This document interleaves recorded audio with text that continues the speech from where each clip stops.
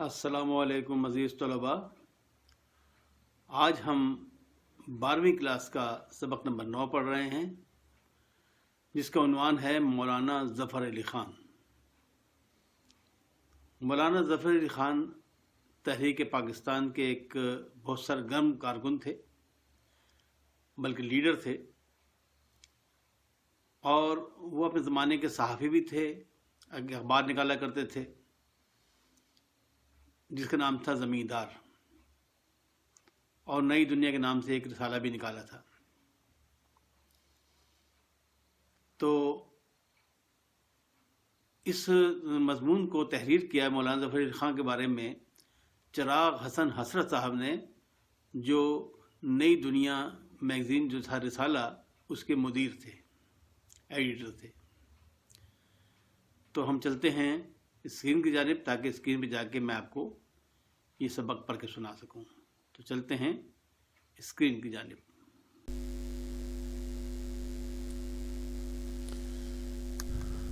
عزیز طلباء، ہم اسکرین پہ آ گئے ہیں، اور آج ہم 12ویں کلاس کا سبق نمبر 9 پڑھ رہے ہیں، جس کو تحریر کیا ہے چراغ حسن حسرت صاحب نے، اور یہ مولانا ظفر علی خان کے بارے میں ایک مضمون ہے. تو چلیں ہم پڑھتے ہیں اس کو. اب سے کوئی 10 سال ادھر کا ذکر ہے کہ میں اخبار نئی دنیا کے دفتر میں بیٹھا کام کر رہا تھا. اتنے میں کسی نے آ کے کہا، زمیندار صاحب آئے ہیں. میں لنگی باندھے بیٹھا تھا، سر کے بال پریشان، داڑھی کئی دن کی بڑھی ہوئی. زمیندار کے نام سنتے ہی ہڑبڑا کے اٹھا. پوچھا، کون زمیندار صاحب؟ وہ بیچارہ کچھ کہنے نہ پایا تھا کہ مولانا شائق احمد عثمانی آئے. کہنے لگے، بھائی مولانا ظفر علی خان آئے ہیں. چچا صدیق انصاری نے، جو اپنے گدیلے پہ بیٹھے پانوں کی جگاری فرما رہے تھے، انگڑائی لی اور نیب باز آنکھوں سے ادھر ادھر دیکھ کر ایک اور گلوری کلے میں دبا لی. گلوری کہتے ہیں پان کا جو بیڑا ہوتا ہے، پان کا جو پتے کو لپیٹ کے جب اس میں سب چیزیں ڈال کے وہ ایک وہ بنا دیتے ہیں بیڑا سا، تو اس کو کہتے ہیں گلوری. ایک اور گلوری گلے میں دبا لی، کلے میں دبا لی. ان دنوں نئی دنیا اخبار تھا زمانے کا.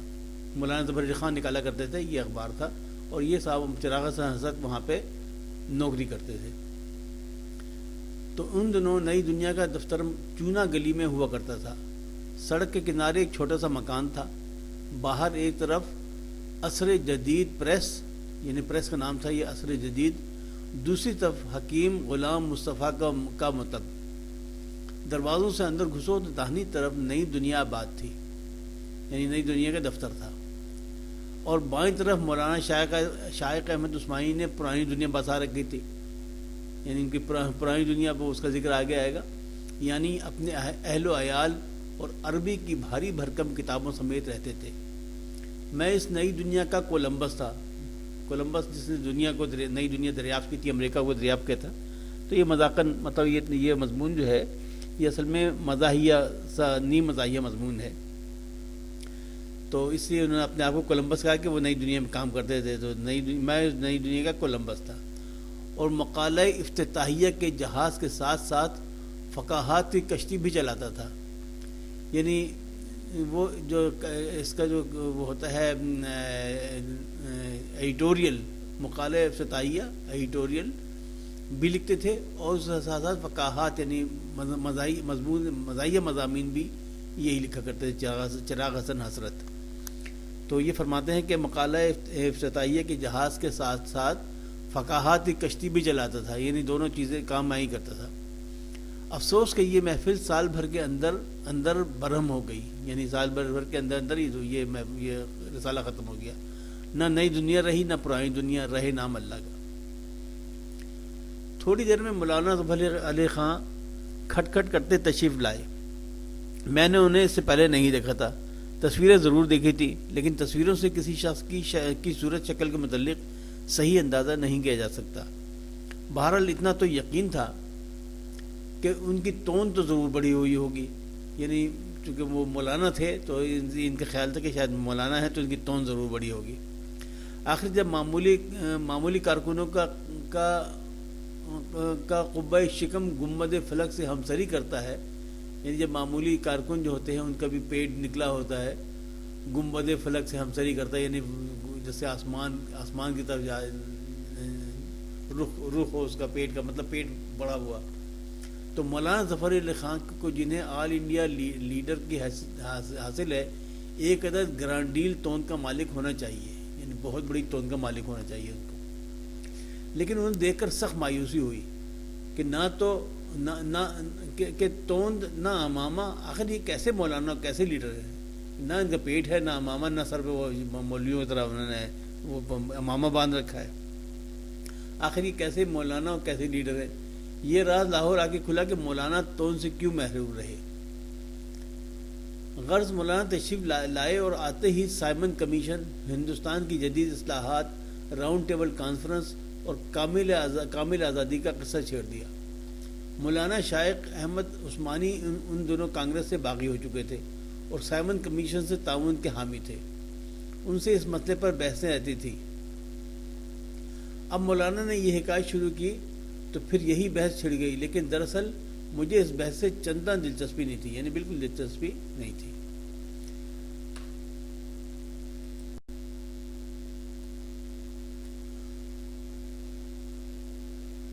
مولانا کے نزدیک آئینی کمیشن کا ہندوستان آنا بہت اہم تھا.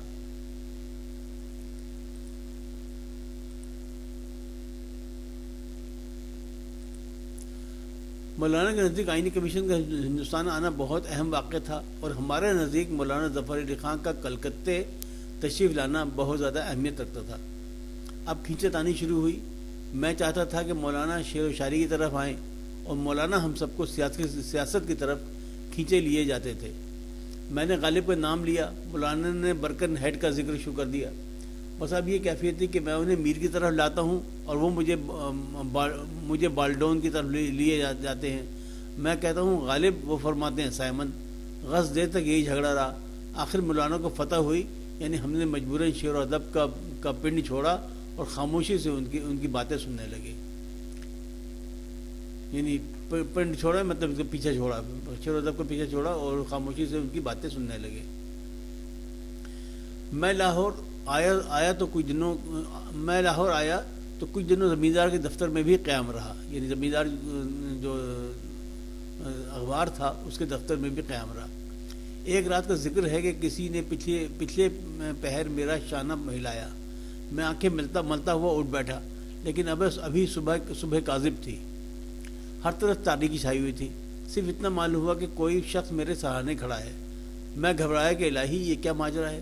اتنے میں مولانا کی آواز آئی کہ اٹھو، میرے ساتھ سیر کو چلو. میں سمجھ گیا کہ مولانا سیر کو جا رہے ہیں اور مجھے شرف رفاقت بخشنا چاہتے ہیں، یعنی مجھے اپنے ساتھ لے جانا چاہتے ہیں. لیکن خدا بھلا کرے قاضی احسان اللہ مرحوم کا، انہوں نے مجھے پہلے ہی بتا رکھا تھا کہ اگر مولانا تمہیں اپنے ساتھ سیر کو لے جانا چاہیں تو ہرگز نہ جائیو. میں نے پوچھا یہ کیوں؟ کہنے لگے وہ تو پچھلے پیر اٹھ کر نہر کے کنارے میلوں دوڑتے ہی چلے جاتے ہیں، پھر ڈنڈ پیلتے مطلب ہے کہ وہ اٹھک بیٹھک لگانا، یعنی اپ اینڈ ڈاؤن جو ہوتا ہے نا، اٹھنا بیٹھنا، تو اسے کہتے ہیں ڈنڈ پیلنا.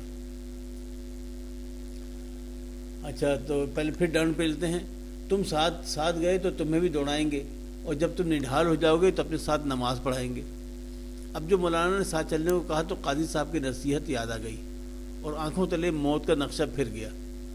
میں نے نہایت مزمحل آواز میں کہا کہ مولانا میں تو سخت بیمار ہوں، رات بخار ہو گیا تھا، اب سر میں سخت درد ہے، پیٹ میں بھی درد ہو رہا ہے، غالباً قولنج ہے.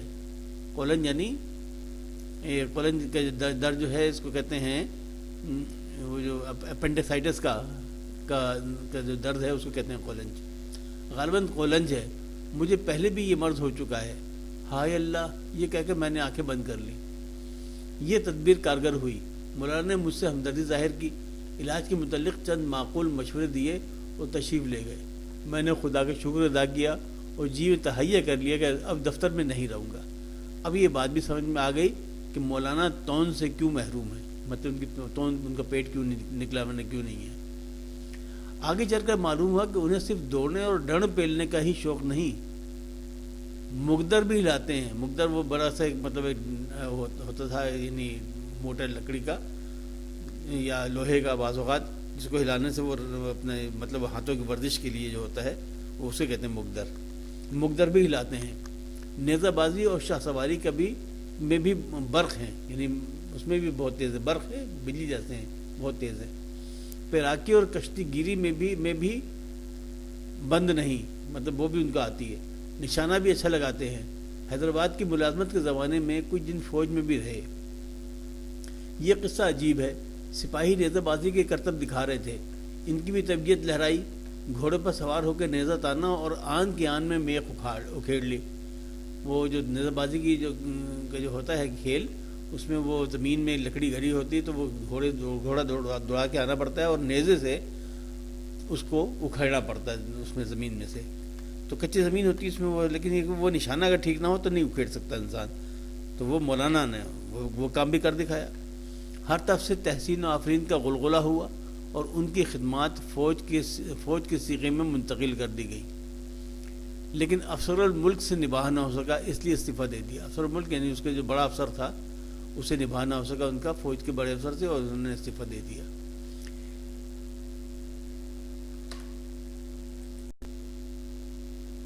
ایک مرتبہ ایک صاحب کہنے لگے کہ مولانا ظفر علی خاں زبان و محاورے کے استاد ہیں.